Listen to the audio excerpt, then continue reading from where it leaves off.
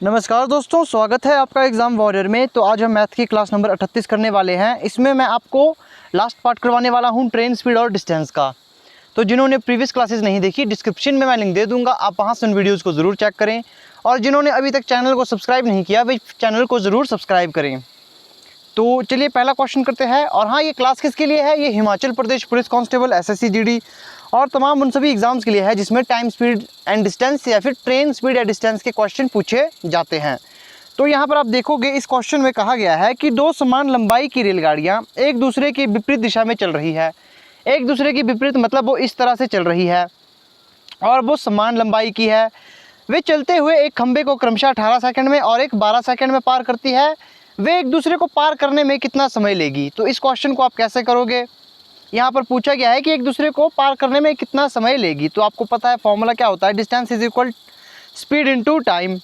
अब इसमें आप क्या करोगे, डिस्टेंस हमारे पास यहाँ दिया नहीं गया है, कहा है कि दो समान लंबाई वाली रेलगाड़ी, मतलब अगर एक की लंबाई x है तो दूसरी की भी x ही होगी।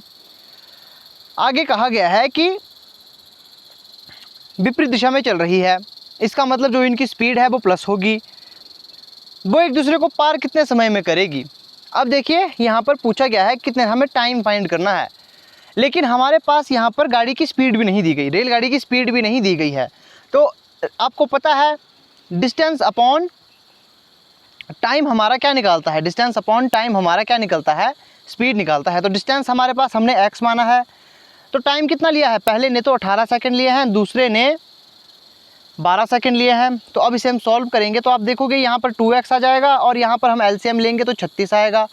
यहाँ पर 2x और यहाँ पर 3x आएगा, क्योंकि देखिए 18 दूने 36 होगा, तो 2 को गुणा किया हमने x से तो हमारे पास 2x आया। तो इसी तरह से 12 3 36।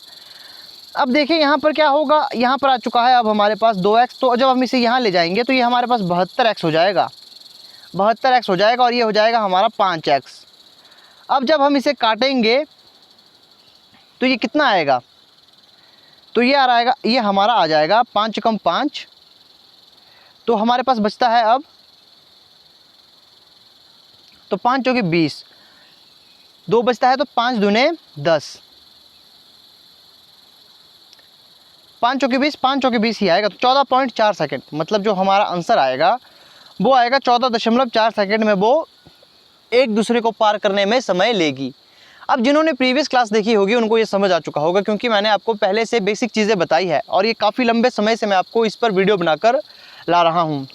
तो जिन्होंने अभी तक नहीं देखा वे एक बार पिछली वीडियोज़ को ज़रूर चेक करें, तभी आपको यहाँ पर समझ आने वाला है।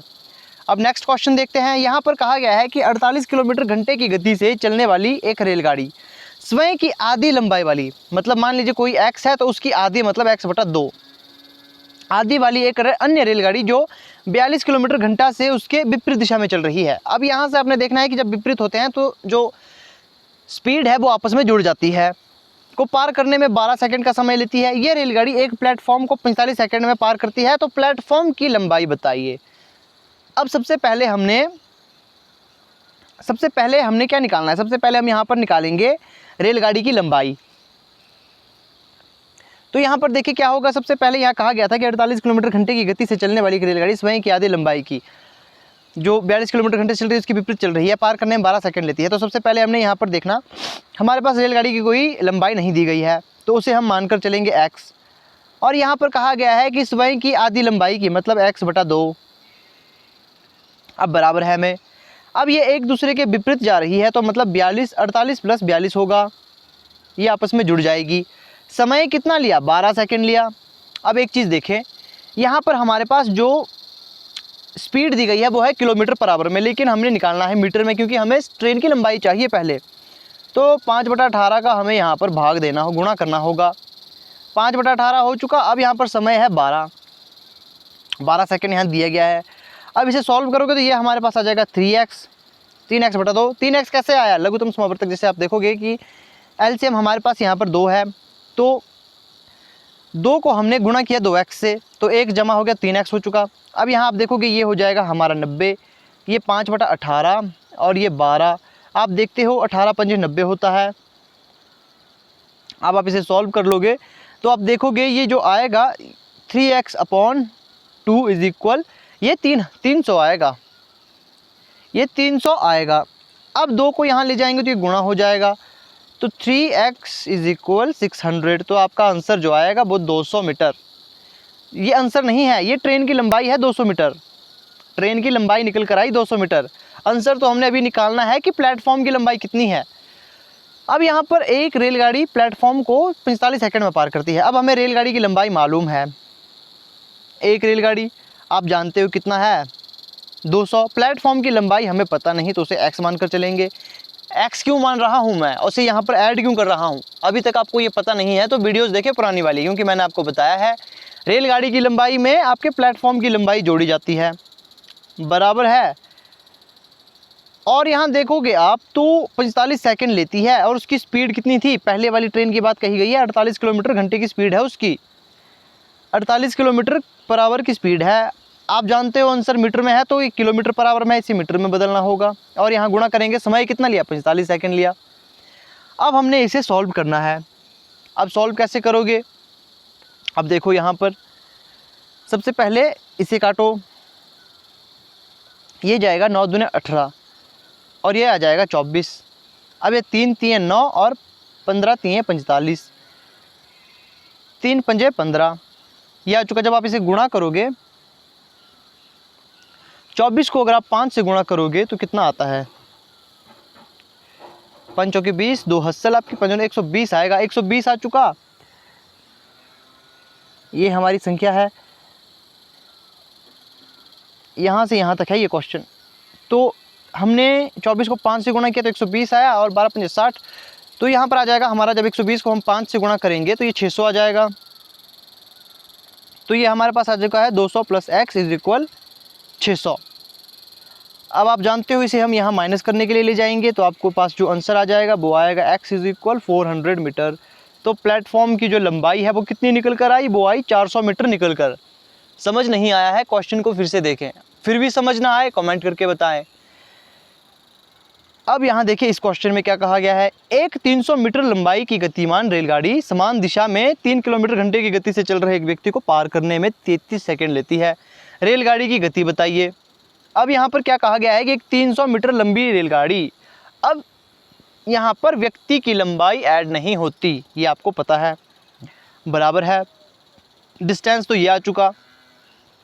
अब हमने उसकी जो रेलगाड़ी की जो गति है उसे हम x मान कर चलेंगे। अब आपको पता है ये किसके समान दिशा की ओर चल रही है, तो माइनस होगा, यहाँ पर 3 किलोमीटर माइनस होगा।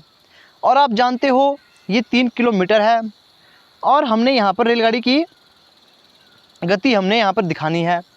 लेकिन आप देखोगे जो रेलगाड़ी है वो मीटर में है, तो यहाँ पर भी हमें इसे पहले कन्वर्ट करना होगा 5/18 से। और अब हम यहाँ पर गुणा करेंगे, समय कितना ले रही है, 33 सेकंड ले रही है। अब यहाँ देखें 3 6 18 और 3 एकम 3 3 एकम 3 ये आ चुका। अब हम इसे यहाँ से सॉल्व करेंगे तो आप देखोगे यहाँ कितना आने वाला है। अब इसे यहाँ ले जाते हैं, 6 3 18 1800 आ चुका, बराबर है x। अब आप यहाँ देखोगे हमारे पास है x माइनस 3 इंटू 55, क्योंकि 5 गुणा 11 55 होगा। अब जब इसे हम गुणा करेंगे तो यह 1800 बराबर है 55x माइनस 3 5 15 165 आ चुका।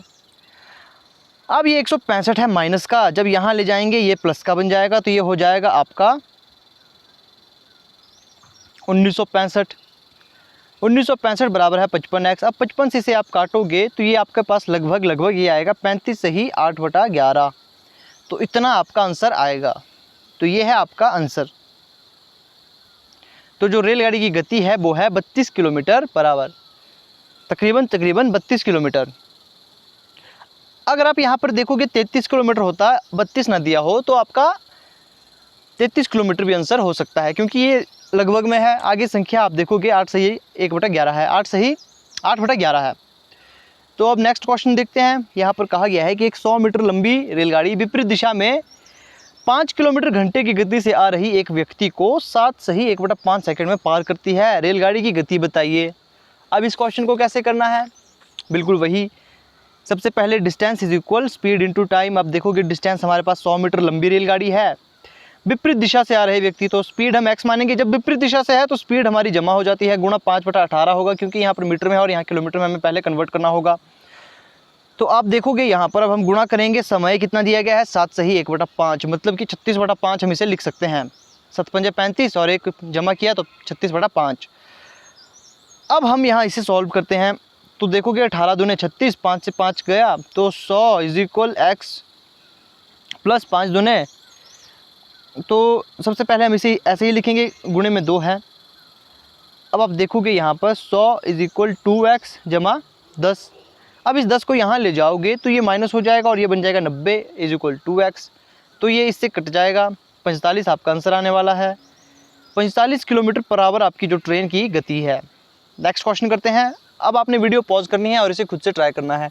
अब देखिए यहाँ पर क्या कहा गया है कि 2 रेलगाड़ियाँ हैं जो क्रमशः 150 मीटर और 120 मीटर लंबी है, विपरीत दिशा से आते हुए, मतलब जमा होगी इनकी स्पीड 10 सेकंड में पार करती है। यदि एक गाड़ी की गति 43.2 किलोमीटर है तो दूसरे की गति क्या है।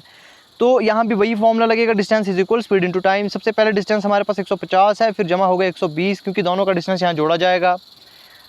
अब यहाँ पर आपने देखना है, पहले की स्पीड हम मानकर चलेंगे x और एक की स्पीड दी गई है 43.2। अब आप देखोगे यहाँ पर गुणा होगा सबसे पहले 5/18 का, समय कितना दिया है 10 सेकंड दिया है। अब यहाँ देखिए क्वेश्चन यहाँ से सॉल्व होने शुरू हो जाएगा।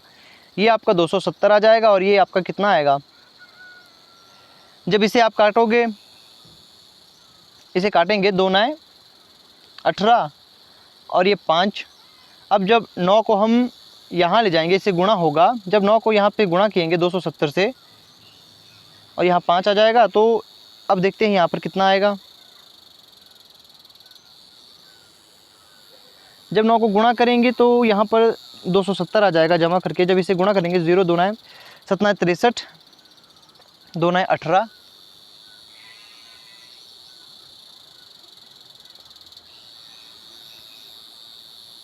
तो ये हमारे पास 2430 आ रहा है, बराबर है। अब यहाँ पर 25 को अगर हम गुणा करेंगे 43.25 से, 25 x में तो 25x ही आएगा और यहाँ पर आपका आ जाएगा 1080, ये आपका आ चुका। अब आप इसे सबसे पहले तो यहाँ से माइनस करेंगे। जब 2430 में 1080 चला जाएगा तो कितना बचेगा, 1350 बच रहा है। 1350 बच रहा है और बराबर है 25x। अब 25 इसे काटोगे, मैं पहले इसे आसान बना लेता हूँ।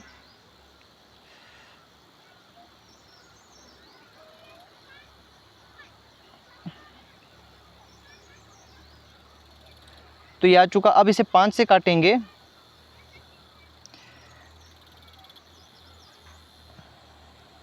पंचों के 20, तो ये आपके पास आ जाएगा 54 किलोमीटर। तो जो आपका आंसर होगा वो होगा 54 किलोमीटर। तो ये थी आज की वीडियो। आई होप आपको क्वेश्चन अच्छे लगे होंगे और कोई गलती हो तो मुझे कमेंट करके ज़रूर बताएं। कल जो हम शुरू करने वाले हैं वो होंगे नाव और धारा से संबंधित। उससे भी एक क्वेश्चन ज़रूर पूछा जाता है, चाहे बात हो हिमाचल प्रदेश पुलिस कांस्टेबल की या बात हो SSC GD या किसी भी एग्ज़ाम की, जो इस तरह के क्वेश्चन भी पूछे जाते हैं। तो जिन्होंने अभी तक चैनल को सब्सक्राइब नहीं किया है वे चैनल को ज़रूर सब्सक्राइब कर लें। और जो हिमाचल प्रदेश फॉरेस्ट गार्ड की तैयारी कर रहे हैं उनके लिए मैंने आज से साइंस की नई क्लासेस शुरू की है, जिसमें सबसे पहले मैं आपको बायो करवाने वाला हूँ। ये मैं क्या करने वाला हूँ कि इसमें मैं आपको डिटेल वाइज नहीं पढ़ाऊँगा, मैं इसमें आपको पढ़ाऊँगा टॉपिक के MCQs वाइज। जैसे जो टॉपिक होगा उसका मैं MCQs लेकर आऊँगा और हर एक क्वेश्चन इंक्लूड करने की कोशिश करूँगा। तो आपने उन वीडियोज़ को भी ज़रूर देखना है, काफ़ी फ़ायदेमंद रहेगी वो आपके लिए। तो मिलते हैं नेक्स्ट वीडियो में।